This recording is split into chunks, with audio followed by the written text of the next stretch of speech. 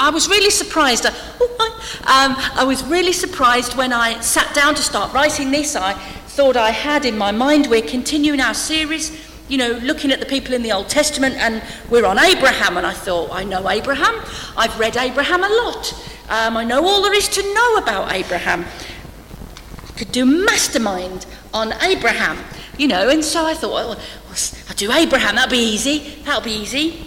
And actually, the thing that struck me that will come out again and again and again is that today's sermon, whilst Abraham is in it, it's not about Abraham. It's about what a faithful God have I. That is what came out to me time and time and time again as I was writing this. So as I said, we're continuing our series looking at the lives of some of whose idea was it to have my hair cut short with this bit flicking? Anybody got a clip? Looking at some of the lives of the people in the Bible. We're still very much in the Old Testament. We haven't actually left Genesis yet. It could be a long ride, church. But we are on safer ground this week. We're on safer ground. We've said before that people hold many different opinions on the genre of literature, on the type of literature that Genesis 1 to 11 I don't know. But what type of literature we have been looking at. But this morning we're in Genesis 12 and we are with Abraham. And there is no doubt in the mind of any serious Bible scholar that we are now entering a historical narrative. In other words, we are going today to be reading a factual account of historical events. People can't agree on that before Genesis 12, but on Genesis 12 we are all absolutely agreed. Okay, so even though our reading we're going to look at is quite short this week, so we're going to be looking at Genesis chapter 12, just verses 1 to 9, and we're with Abraham. We're going to be looking at actually quite a span of Abraham's life. And there are three specific incidents really, and then a bit more of the surrounding stuff. Because like I said, Abraham is incredible, isn't he? Abraham did amazing stuff for God, he did amazing stuff with God, and his name is remembered throughout history as being vitally important to our faith. And so maybe we put Abraham up on a pedestal somewhere. We decide that Abraham is untouchable, he's holy. And we think, I could never be like that. I could never do great things like that for God.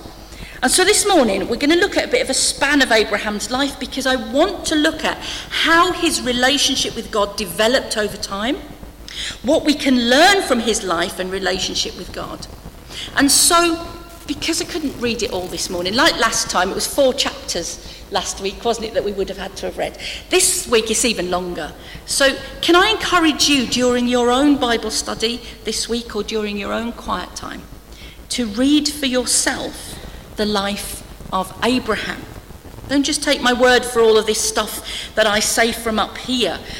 Do please read it for yourself. You will never upset or offend me if you come to me and say, June, you said this. Well, I actually disagree with you and think that.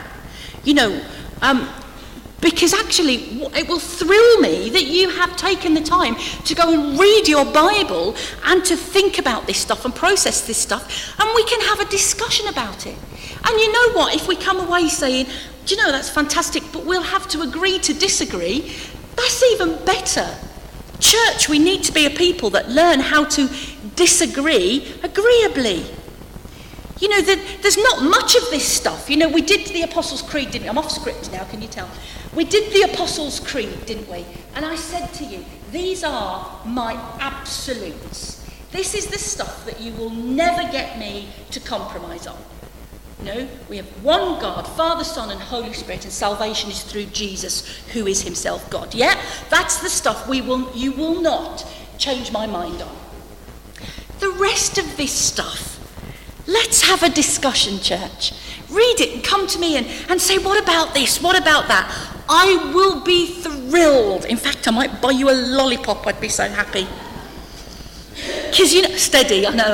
Well, because sometimes it can feel like, I kind of say this stuff and you all look vaguely interested sometimes. And then you go home and we never speak of it again.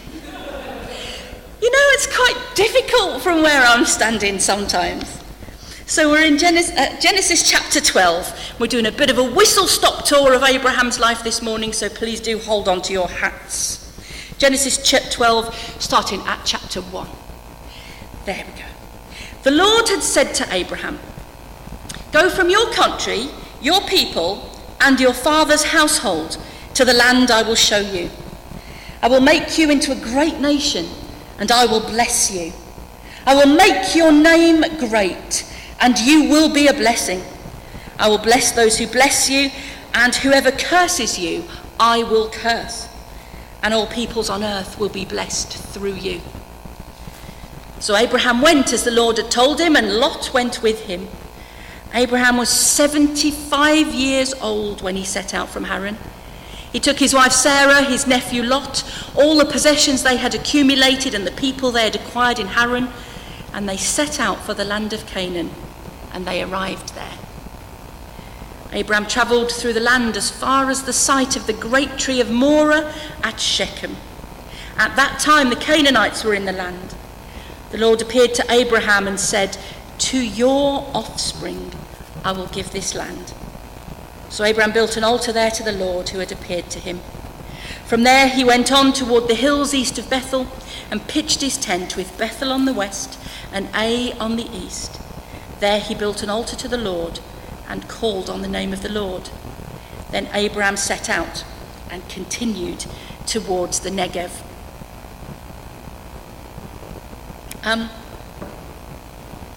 This passage always makes me giggle. I know this is a massive passage. I know it is a hugely significant passage because this is the passage where God gives human beings the opportunity to join with him in his plan of salvation for the whole world. This is the passage where everything that was hinted at with the Noah story last week starts to happen. This is where God calls a people. Well, he calls one man who with his wife will become a people. But it does make me giggle. Pete, imagine this for a minute. You're at home, maybe doing a bit of gardening, pottering about with the car, and then all of a sudden God appears to you, Pete, and says, "Pete, leave your home, leave your family, and go to the land that I will show you." What's the chances that you're then going to go, "Oh, okay then, God, let me just go and pack my bag"? Or even if you being of such huge faith, which is why I picked on you, Pete, you're the obvious person.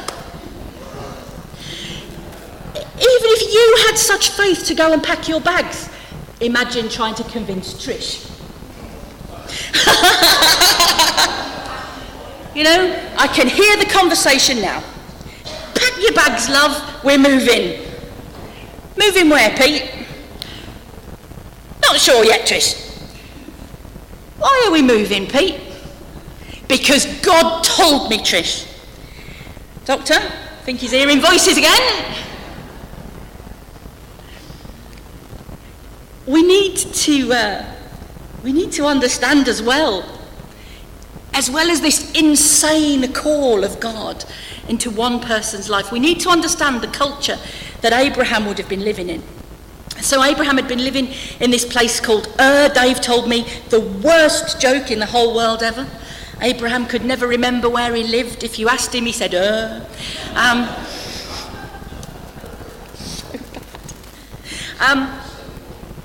But Ur was one of the main centres of civilization in its day. It was in the heart of Mesopotamia. It was green, fertile, and prosperous. It would have been like living in Paris or New York, somewhere like that today. Ur was on the main trade route between east and west, so it would have always been busy with traders coming in and out with their exotic wares. It would have been an amazing place to live. And Abraham met and married a woman called Sarai, because that was what she was called then. God hadn't changed their name yet. And they moved with their extended family to a place called Haran. And Haran was still a prosperous, bustling town with lots and lots of life. This was no country backwater that we're talking about. These were people that lived in thriving, bustling places. And is always the way, these would become centres of worship, and Abraham would have gone to the temples and worshipped the so-called gods, with a small g, of his ancestors. And there would have been lots of different gods, and some of whom he would have gone to the temple with his offerings to appease the gods. You know, if you want your crops to grow and to be great, then you go and you give your offering to the god of fertility, so that your crops will be fruitful and your livestock will be fruitful. But also, just in case you couldn't get to the temple, you would carry little clay gods, little clay ornaments that you'd carry almost in your backpack, so that at any point, at any time, any place, anywhere. What was that advert? Was it? Oh, crumbs. Moving swiftly on. But you could always just pop one out of your bag and pray to the God that you required at the time. And this is what Abraham's life would have been like. Basically, guys, he was an ordinary man, living an ordinary life, in an ordinary place, with an ordinary wife. You get that? He was just an ordinary guy going about doing his thing, until God did something extraordinary. You see, God, Yahweh, the one true God, spoke to Abraham one day and told him to leave everything behind and to follow him, and to go to a place that God hadn't even revealed yet. And I'm staggered that Abraham didn't reel off a load of questions. You know, we'll get to Moses in a few weeks, and you know, when God appears to Moses, and Moses is almost like, question. Abraham just seems to go, oh, okay then. You know, it's like, I would be, go to the land that you're going to show me, God, but who are you? Which God are you? You're going to make me a great nation? How are you going to do that, God? Do you not realise that we can't have children? You know, the Bible clearly says Sarah was not able to have children. She was barren. Did God not know that? Had he made a mistake? Had he picked the wrong Abraham? But the amazing thing is, Abraham believes God. And somehow he manages to convince his wife that he's not insane. And he and his whole household set off towards this new land. And it says Abraham was 75 years old when they set off, when he first heard the promises of God. And the bit of the promise that we tend to miss, I missed it. God really spoke to me on Friday about this bit. The bit of the promise that we tend to miss is when God says, I will make your name great. Because we hear the blessed to be a blessing bit, don't we? And go to the land and I will make you a great nation. But he says, I will make your name great. The world today is full of people who want to make their own name great. People who want to be famous. It's what feeds our obsession with reality TV. We have people with zero talent on our TV screens who are simply famous for being famous. And people talk about legacy, don't they? About being remembered. What would you want to be remembered for? You know, what will I be remembered for? Will anyone even remember me in 10, 20 or 50 years after I've gone?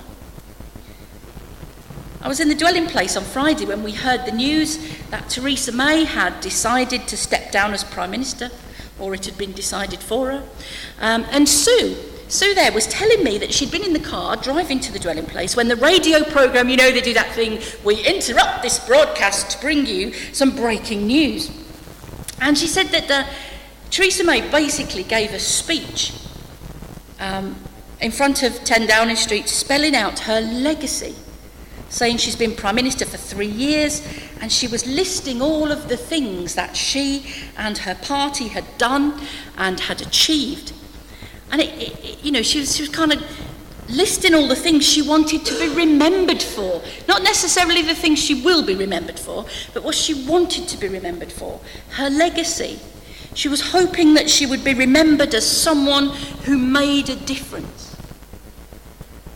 God said to Abraham, I will make your name great. You don't have to worry about your legacy. I'm dealing with that. And God has been faithful to his promise, hasn't he? How many people are better known in the world than Father Abraham? The Apostle Paul even calls him the father of faith. But God calls Abraham to basically pack up everything that he has, leave behind everything he knows, and step out into the unknown, step out in faith. And after they'd set off, after they'd been travelling a little while, God speaks to Abraham again, and he develops the promise, doesn't he? It's like God gives Abraham maybe a tiny little glimpse right at the very start, enough of the carrot to get him coming. But then as Abraham steps out in obedience and faith, more and more and more is revealed. And then one day God says to him, he says, stop and look around you. You see this land where you are standing right now, all of this will belong to your descendants. And when he said it, Abraham was standing at Shechem, right in the centre of the promised land. But then disaster struck. I read one commentator that said, and then stuff happened.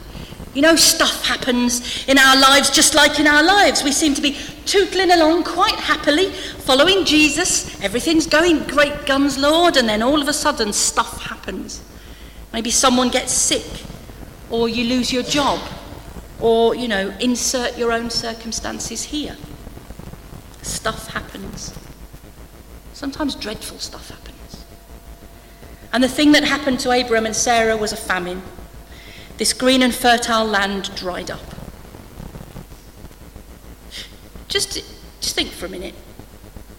You've left everything and everyone that you know, and you've set out travelling.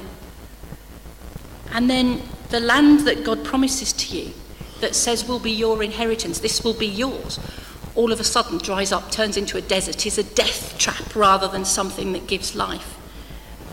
Does this mean that God was no longer with Abraham and Sarah? Of course it doesn't. Of course it doesn't. Stuff happens in our lives. Stuff happens in our world, doesn't it? It doesn't mean that God has caused it, and it doesn't even mean, this is where some of you might want to disagree with me, it doesn't even mean often that God has allowed it. People come to me and they say, oh, God didn't make this happen, but he allowed it to happen. Stuff happens, church. It happens to Christians and it happens to non-Christians. Stuff happens. It isn't some kind of special test to see how strong your faith is. It's just stuff. Stuff happens. And the stuff that happened to Abraham and Sarah was there was a famine across the land. And Abraham took the decision to take his family down to Egypt because he knew there was food and water and life in Egypt. But Abraham is really worried. You see, Sarah is gorgeous. Her beauty is legendary, not unlike my own. And Abraham is worried, you see, that if Pharaoh sees her and knows that she's married, Pharaoh will kill Abraham in order to take Sarah as his own wife. So Abraham hatches a plan. And in order to save his own skin, he says to Sarah, look, Sarah, if anyone asks, don't tell them that you're my wife. Tell them that you're my sister. We can argue semantics here, church. Sarah was his half-sister. It was allowed then. But she was his wife. And we can be in no doubt that Abraham planned to deceive when he hatched this plan. This was no accidental misunderstanding. And he says to Sarah, if anyone asks, tell them you're my sister, and this will be safer. For who? Well, Pharaoh does see Sarah, and she is as beautiful as he has heard, and so he takes her into his harem. Seriously, Sarah must have been thinking, cheers, Abraham. long as you're all right, mate. Thankfully, though, God is better at the Pharaoh's court. Poor Pharaoh. I mean, Pharaoh was livid, understandably livid. He says to Abraham, what have you done to me? What have you done? Why didn't you tell me she was your sister? And then Pharaoh boots them out. He gets his men. You need to read this for yourself. It's brilliant. It's better than anything on EastEnders. He gets his men to escort them out of Egypt with their whole family and all of their goods and possessions. They are literally escorted from the premises. And so Abraham and Sarah resume their life as wandering nomads, travelling around the land. I wonder how they must have felt. Right there and right then. Abraham must have felt wretched. He'd come away from everything he knew, from everything that was familiar, and they'd ended up in a right mess. Sarah can't have been too happy with him for letting Pharaoh take her into his own court to save his own skin. And he must have felt that he had blown it. Totally messed it up. He hadn't trusted the God that he gave up everything to follow, and he'd put his wife literally into the lion's den to save his own skin. I wonder how many times they nearly packed everything up and just went home. Because we only get the edited highlights, don't we, in the Bible? I wonder how many times they nearly packed everything up just to go home. And seriously, you know, if I was God, because we all know how infinitely patient I am, if I was God, I might have actually told him, you know, Abraham, you tried your best, love, but just go home. Go home, I'll get somebody else. But our God is a faithful, faithful God who time and time and time again enters into our failure and redeems it. And this is so important. See, Abraham was an ordinary man who made a mess of things just like we do. But he worshipped an extraordinary God. And God is faithful, and so he meets with Abraham again and he gives him a new start. He renews the promise. He confirms the call on Abraham and Sarah's life. And God says to him, you are going to be the father of a great nation. And look, it's not going to be a nephew or a second cousin 3 times removed. The promised child will be a son, will be your own son. And through him, you will grow into a mighty nation. The problem is, God doesn't seem to have noticed their age. They are old. Even in biblical times now, they are old. They were already old when they set out, and now they're really old. So they try and help God along. And this is where, church, we have to change our cultural lenses, because this gets really gross. You might want to cover Ollie's ears for a minute. In those days, if you couldn't have children, you'd get your husband to sleep with your servant so that your servant got pregnant. And then if that isn't bad enough, when the baby's due to be born, you sit under the servant, and then the baby is born onto your lap, and then that's your baby. That culturally was how it worked then. So that's what Abraham and Sarah decided to do. I don't know if they thought that God needed a helping hand, or if they just got impatient, or if, like us so often, we think we know better than God. But anyway, whatever the reason, it just caused a whole lot of trouble. Abraham slept with his servant Hagar, and she became pregnant, and then it all started to go horribly wrong. Hagar was pregnant, and she started showing off to Sarah, the Bible tells us. Now, I have to question, was it as bad as Sarah made out? Or was Sarah just so consumed by jealousy that everything that Hagar did was magnified 100 times in her mind, so that it felt like everything was personal? You know how you do that? That can't just be me. You know, when you think someone's got a problem with you, and then like every time you look over, it's like everything that they're doing you think is aimed at you, and everything that they're saying is aimed at you, and you worry it over and over and over in your mind, and they've just been talking about what they're going to get from the shops, you know.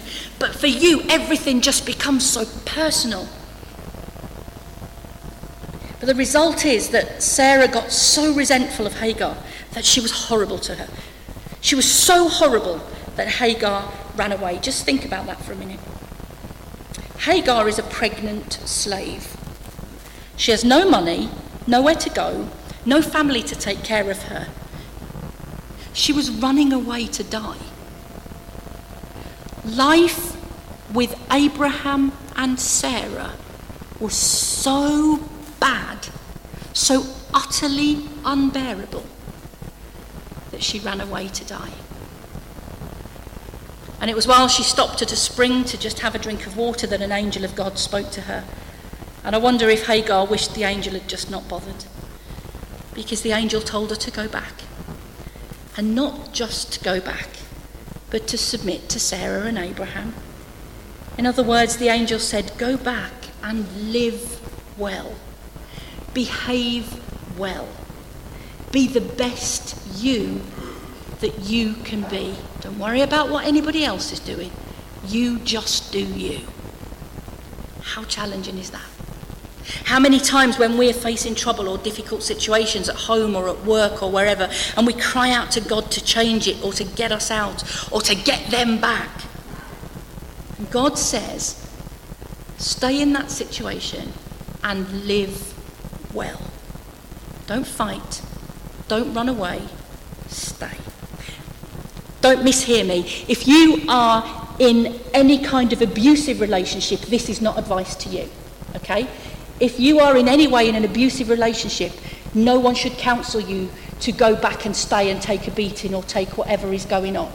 This is a whole different thing. You understand that, church? This is not... I don't want... The church for many, many years has told particularly wives in abusive relationships, go home, live well, submit to your husband. That's not what's going on here. God was with this woman. He said to her, you go back, I will be with you. I will bless you, but you have to do you well. You can't just run away. You get the difference, church, okay? I'm not saying what you think I might be saying. But Hagar went back to Abraham and Sarah, and the baby was born, and it was a boy, and they called him Ishmael. And then after that, nothing happened. For a long time, nothing happened. We get this idea, don't we, that God was almost the, red telephone line, between Abraham and God. But actually, when you look at it, it's probably about once or twice every 25 years that Abraham gets these amazing revelations from God. And nothing happened for a long time, seriously a long time. Abraham was 86 when Ishmael was born, and it wasn't until Abraham was 99, so Ishmael was 13, that God again appeared to Abraham and repeated the promise to Abraham to make him the father of great nations. And I mean Abraham, he's already 99, and he's got one stroppy teenager. Believe me, 13-year-old boys are not always the most pleasant of God's creations. But God repeats and reiterates his promise. And he says Abraham is going to have a son with Sarah.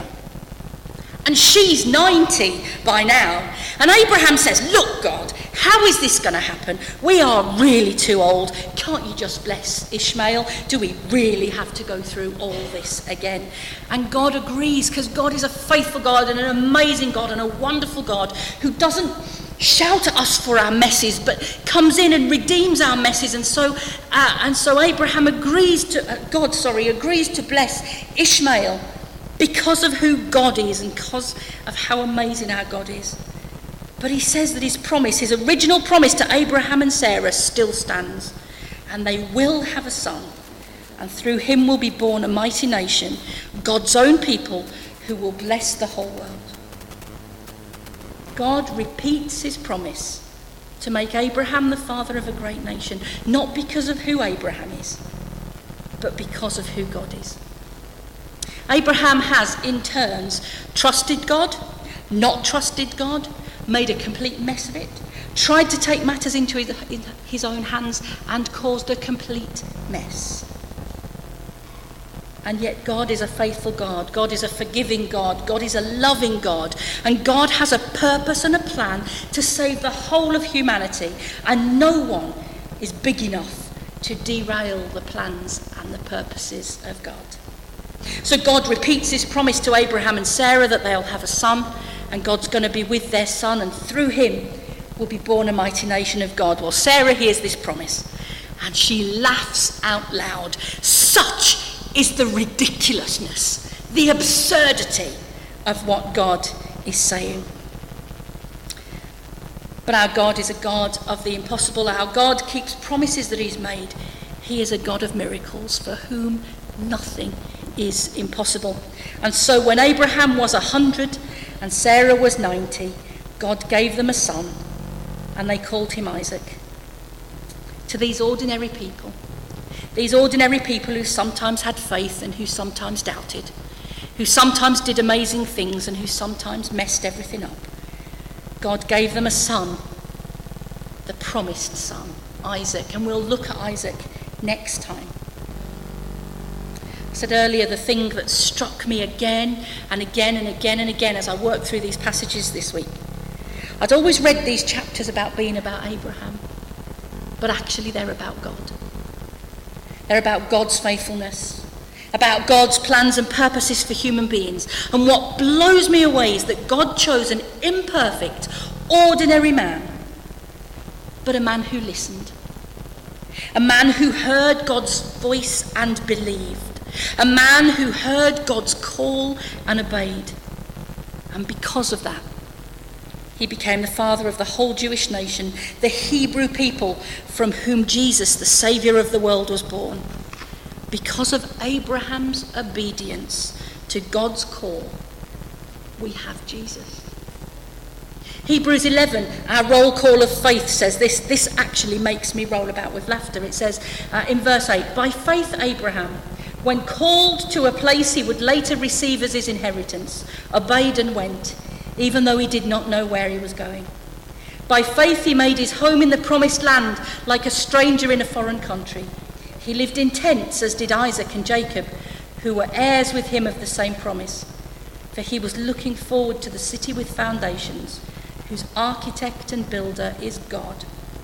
And by faith even Sarah, who was past childbearing age, was enabled to bear children, because she considered him faithful who had made the promise. And so from this one man, and he as good as dead, what a line that is. I can imagine Abraham sitting there going, well, I'm creaking a bit, God, but I'm not that bad. From this one man, and he as good as dead, came descendants as numerous as the stars in the sky and as countless as the sand on the seashore. Do you know, it's just occurred to me, literally just as I was sitting down reading this earlier, the three stories, the three snapshots that I picked of Abraham's life were three things that actually are exactly the same for us. There are incredible highs when God speaks to us so clearly, when we hear his voice, when we hear his call. All of us have been in that position. That's why we're here. We are following Jesus because he revealed himself to us. We heard and we followed. And then there's stuff that happens. The famine came. That wasn't his fault. He couldn't have done anything about that. Stuff happens. What matters is how we deal with it, how we trust God or don't trust God. But stuff happens. And then the third story with Hagar, about actually Abraham deciding he knew better than God and kind of making a mess of the whole thing. And can any of us, hand on our heart, say we haven't done exactly the same thing? God, you promised this, and I don't really think you've got it in hand, God, so I'll just give you a helping hand. You know, it's our own lives, isn't it? It's our own lives. And even though at times Abraham made a real mess of things, he didn't derail God's plans. He couldn't derail God's plans. Because you see, our God is an awesome God who holds you in the palm of his hand, and he isn't planning on dropping you, church. And so you can be brave. Like Abraham, you can step out in amazing faith. You don't have to be fearful. There's an old chorus that used to drive me mad because we would sing it. It seemed in perpetuity. You know, be bold, be strong, for the Lord your God is with you. Be bold, be strong. So if you sing that here, I'm off. That would be what people do. I am not afraid. No, no, no. Church, sometimes I am terrified. And so was Abraham. Sometimes, church, I'm not walking in faith and victory. And neither was Abraham. But ultimately, because of his faith, we have Jesus and the salvation of the whole world. But you know the other amazing thing? Abraham didn't get to see that in his lifetime, did he? He trusted the promises of God and he was faithful to the promises of God. And ultimately Jesus. But he didn't get to see that. He didn't get to see the fulfillment of the promises that God made to him and to his family. He simply trusted and followed. And in his life he had amazing highs and terrible lows, times of drought and trouble and heartache. But our faithful God never abandoned Abraham, and he will never abandon you. So church, where is God calling us? What is he saying to us? What is he telling us to leave behind? What is he telling us to step out from? What is the land that he is calling us to? Southwell Baptist Church this morning. We might never see the whole fulfillment of the promises, but we can be brave and be bold and step out in faith and trust where our awesome God is leading us. We're going to sing in a minute my favourite song, You Never Let Go. So it says, even though I walk through the valley of the shadow of death, our perfect God is casting out fear. It's just wonderful. And so we can trust our awesome God. Shall we pray? In Jesus' name, amen.